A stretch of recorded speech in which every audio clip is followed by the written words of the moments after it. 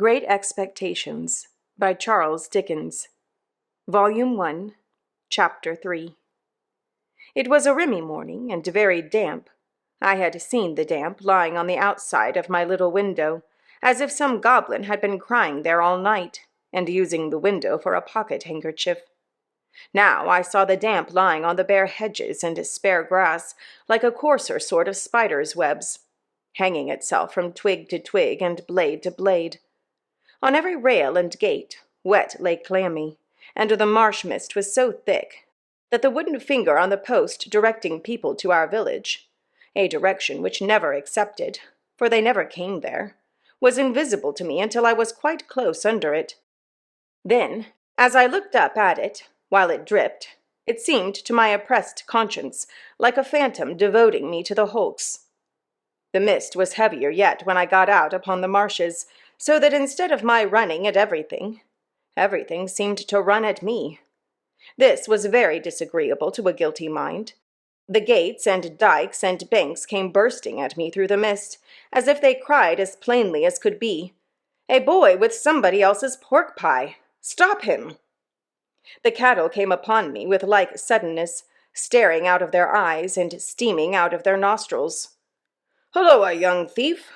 One black ox with a white cravat on, who even had to my awakened conscience something of a clerical air, fixed me so obstinately with his eyes, and moved his blunt head round in such an accusatory manner as I moved round, that I blubbered out to him, "I couldn't help it, sir.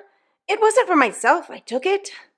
Upon which he put down his head, blew a cloud of smoke out of his nose, and vanished with a kick-up of his hind legs and a flourish of his tail. All this time I was getting on towards the river, but however fast I went, I couldn't warm my feet, to which the damp cold seemed riveted, as the iron was riveted to the leg of the man I was running to meet. I knew my way to the Battery pretty straight, for I had been down there on a Sunday with Joe, and Joe, sitting on an old gun, had told me that when I was prenticed to him regularly bound, we would have such larks there. However, in the confusion of the mist, I found myself at last too far to the right, and consequently had to try back along the riverside, on the bank of loose stones above the mud and the stakes that staked the tide out. Making my way along here with all dispatch, I had just crossed a ditch which I knew to be very near the Battery, and had just scrambled up the mound beyond the ditch, when I saw the man sitting before me. His back was towards me, and he had his arms folded, and was nodding forward, heavy with sleep. I thought he would be more glad if I came upon him with his breakfast, in that unexpected manner, so I went forward softly and touched him on the shoulder. He instantly jumped up, and it was not the same man, but another man. And yet this man was dressed in coarse grey too, and had a great iron on his leg, and was lame, and hoarse, and cold, and was everything the other man was, except that he had not the same face, and had a flat, broad-brimmed, low-crowned felt hat on. All this I saw in a moment, for I had only a moment to see it in. He swore an oath at me, made a hit at me. It was a round, weak blow that missed me and almost knocked himself down, for it made him stumble. And then he ran into the mist, stumbling twice as he went, and I lost him. "It's the young man," I thought, feeling my heart shoot as I identified him. I dare say I should have felt a pain in my liver, too, if I had known where it was. I was soon at the Battery after that, and there was the right man, hugging himself and limping to and fro, as if he had never all night left off hugging and limping, waiting for me. He was awfully cold, to be sure. I half expected to see him drop down before my face and die of deadly cold. His eyes looked so awfully hungry, too, that when I handed him the file and he laid it down on the grass, it occurred to me that he would have tried to eat it if he had not seen my bundle. He did not turn me upside down this time, to get at what I had, but left me right side upwards while I opened the bundle and emptied my pockets. "What's in the bottle, boy?" said he. "Brandy," said I. He was already handing mincemeat down his throat in the most curious manner, more like a man who was putting it away somewhere in a violent hurry than a man who was eating it. But he led off to take some of the liquor. He shivered all the while, so violently that it was quite as much as he could do to keep the neck of the bottle between his teeth without biting it off. "I think you have got the ague," said I. "I'm much of your opinion, boy," said he. "It's bad about here," I told him. "You've been lying out on the meshes, and they're dreadful aguish. Rheumatic, too." "I'll eat my breakfast afore they're the death of me," said he. "I'd do that if I was going to be strung up to that there gallows as there is over there, directly arterwards. I'll beat the shivers so far, I'll bet you."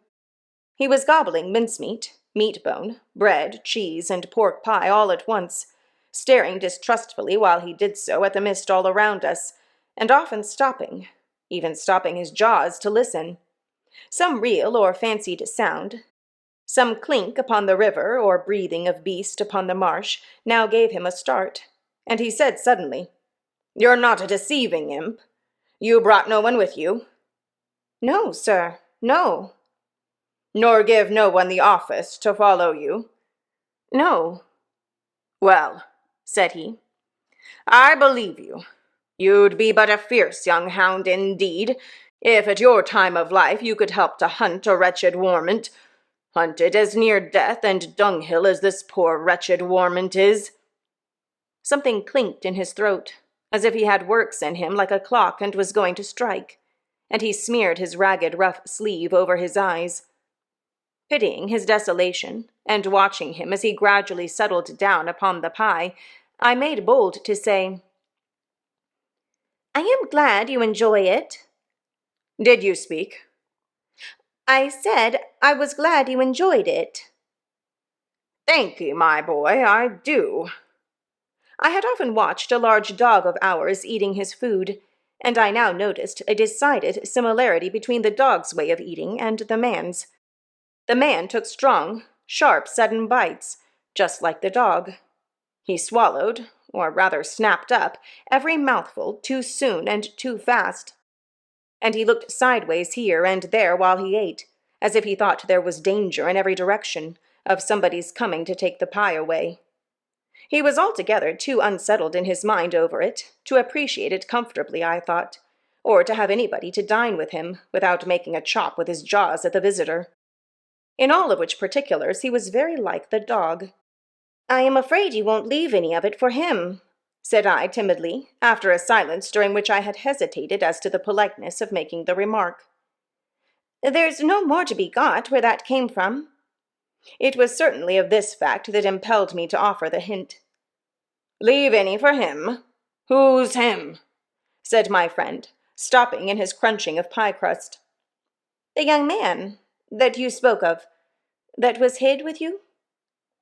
"Oh, ah," he returned, with something like a gruff laugh. "Him? Yes, yes. He don't want no wittles."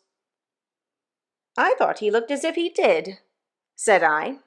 The man stopped eating and regarded me with the keenest scrutiny and the greatest surprise.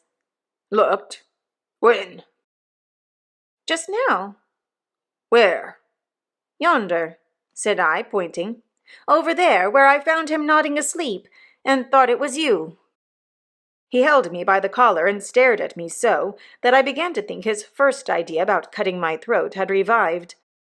"Dressed like you know, only with a hat," I explained, trembling. And I was very anxious to put this delicately. "And with the same reason for wanting to borrow a file. Didn't you hear the cannon last night?" "Then there was firing," he said to himself. "I wonder you shouldn't have been sure of that," I returned, "for we heard it up at home. And that's further away, and we were shut in besides." "Why, see now," said he, "when a man's alone on these flats, with a light head and a light stomach, perishing of cold and want, he hears nothing all night but guns firing and voices calling. Hears? He sees the soldiers, with their red coats lighted up by the torches carried afore, closing in round him. Hears his number called, hears himself challenged, Here's the rattle of the muskets. Here's the orders. Make ready. Present. Cover him steady, men. And is laid hands on, and there's nothing. Why, if I see one pursuing party last night, coming up in order, damn 'em, with their tramp, I see 100. And as to firing, why, I see the mist shake with the cannon, arter it was broad day. But this man—" He had said all the rest as if he had forgotten my being there. "Did you notice anything in him?" "He had a badly bruised face," said I, recalling what I hardly knew I knew. "Not here!" exclaimed the man, striking his left cheek mercilessly with the flat of his hand. "Yes, there." "Where is he?" He crammed what little food was left into the breast of his gray jacket. "Show me the way he went. I'll pull him down like a bloodhound. Curse this iron on my sore leg. Give us hold of the file, boy." I indicated in what direction the mist had shrouded the other man, and he looked up at it for an instant. But he was down on the rank, wet grass, filing at his iron like a madman, and not minding me or minding his own leg, which had an old chafe upon it and was bloody, but which he handled as roughly as if it had no more feeling in it than the file. I was very much afraid of him again, now that he had worked himself into this fierce hurry, and I was likewise very much afraid of keeping away from home any longer. I told him I must go, but he took no notice, so I thought the best thing I could do was to slip off. The last I saw of him, his head was bent over his knee, and he was working hard at his fetter, muttering impatient imprecations at it and at his leg. The last I heard of him, I stopped in the mist to listen, and the file was still going.